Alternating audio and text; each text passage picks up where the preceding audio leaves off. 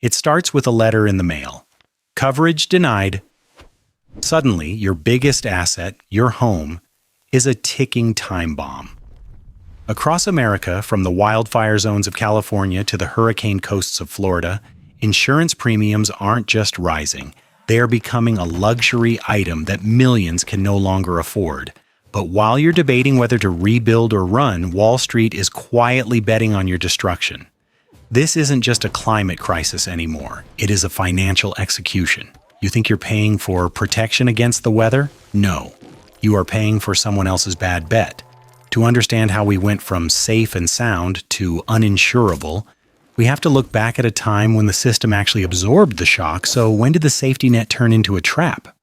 For decades, the American dream had an invisible, silent partner that nobody liked to talk about: insurance.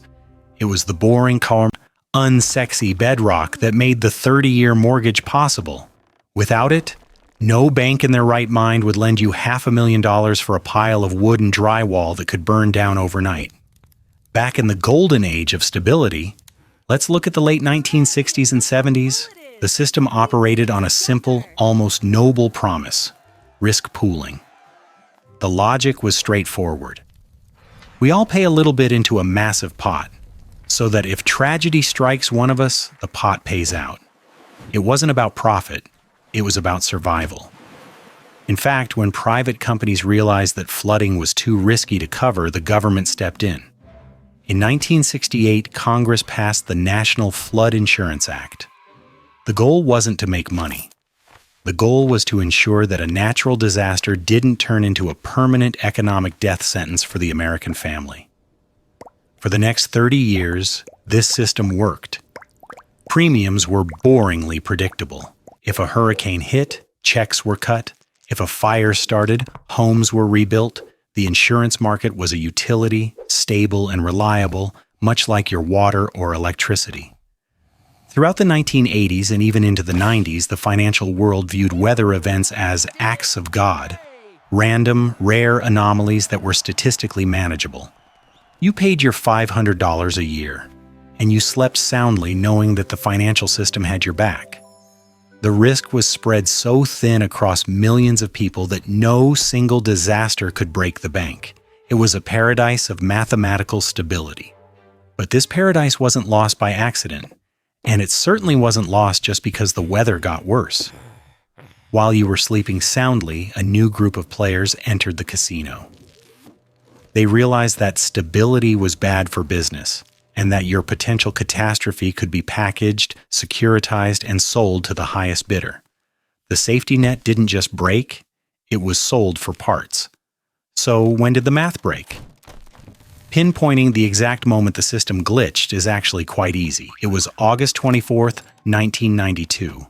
When Hurricane Andrew slammed into Florida, it didn't just tear roofs off houses, it tore the roof off the global insurance industry.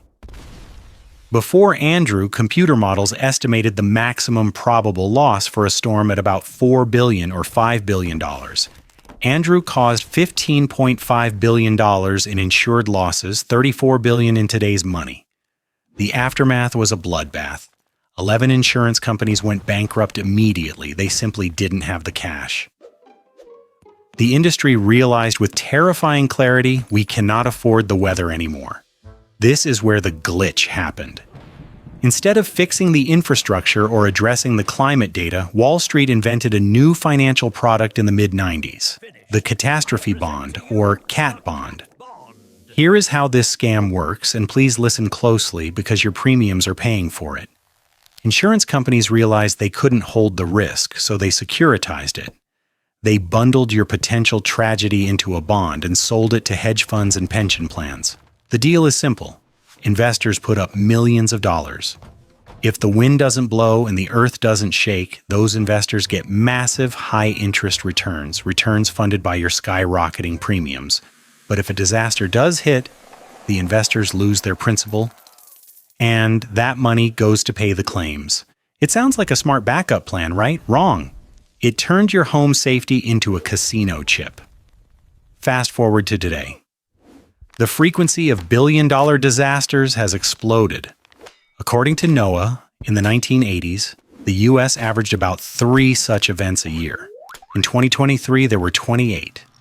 The math no longer works. The cat bond market is demanding higher and higher yields to take on this risk because the investors aren't stupid. They see the fires in California and the floods in North Carolina. To satisfy these investors and cover their own backs against reinsurance costs, insurance for insurance companies, providers are doing the only thing they can. They are leaving. We are seeing a mass exodus. State Farm and Allstate have stopped writing new policies in California. In Florida, the market is effectively on life support, propped up by a state-run insurer of last resort that is one bad storm away from insolvency. This isn't just inflation, this is climate redlining, or blue lining. Algorithms now analyze every square foot of your property. If a satellite sees a tree too close to your roof in a dry zone, dropped. If a flood map updates and puts you 1 inch into a high-risk zone, dropped. The glitch is that the system is no longer designed to protect you from risk. It is designed to isolate you from the herd so the herd doesn't lose money. You are no longer a policy holder. You are a distressed asset. But high interest rates and canceled policies are just the cold, hard math. You can arguably budget for a price hike, or you can move to a cheaper state or once. But the real trap isn't in the numbers on your bank statement. It's in the psychological prison they are building around you. This brings us to the psychological trap. If the data is so terrifying, why are people still flocking to Miami, Phoenix, and Houston? Why are property values in flood zones still hitting record highs? It's because of a psychological glitch known as normalcy bias. It is the human tendency to believe that the future will look exactly like the past. We convince ourselves, sure, the storm was bad, but it won't happen again for another 100 years. But the financial system is exploiting this bias to trap you in a game of climate musical chairs. Here's the mechanism, and it is eerily similar to the 2008 housing crisis. When you take out a 30-year mortgage in a high-risk zone, the local bank rarely keeps that loan. They almost immediately sell it to government-backed entities like Fannie Mae or Freddie Mac. Do you see the trick? The bank gets their commission up front. They don't care if your house is underwater in 10 years because they don't hold the risk anymore. You do. And ultimately, the taxpayer does. This creates a climate bubble. Home prices are artificially inflated because the true cost of the risk hasn't been priced in yet. But the music is starting to slow down. Imagine you own a home in a desirable coastal town. One day your insurance provider sends that letter, non-renewal. Suddenly you can't get coverage. Without coverage, no buyer can get a mortgage to buy your house. This is the liquidity trap. Your home might be valued at $800,000 on Zillow, but its real value is zero because you cannot sell it. You are no longer a homeowner. You are a mortgage prisoner. You are forced to stay in a dangerous home paying a mortgage on an asset that is effectively worthless, waiting for the inevitable disaster to strike.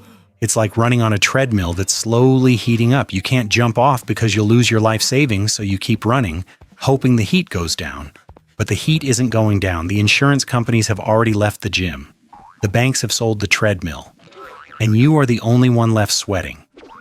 This isn't just about losing a house, it is about the destruction of the middle-class retirement plan. For generations, the home was the piggy bank. It was the nest egg. Now, for millions of Americans, that nest egg is becoming a liability, a debt anchor that will drag them down when the water rises.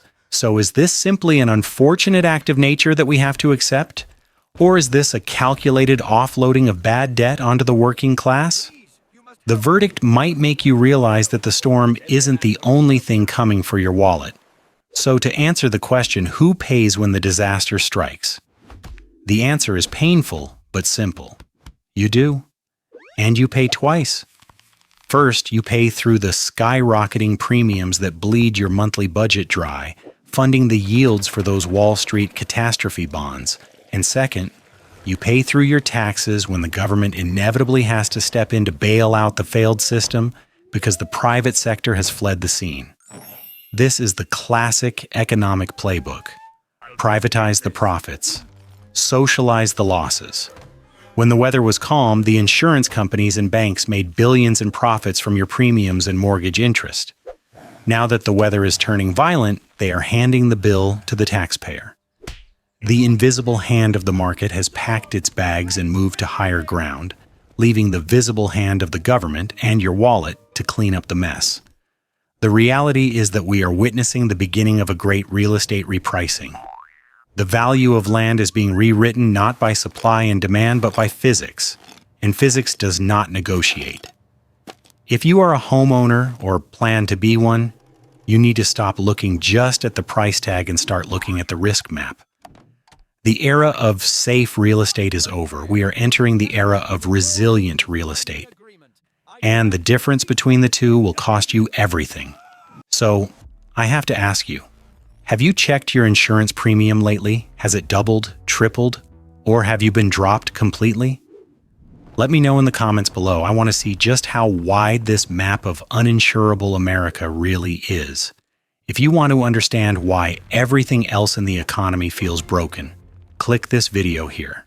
And remember, in a rigged casino, the only way to win is to know the game. Thanks for watching.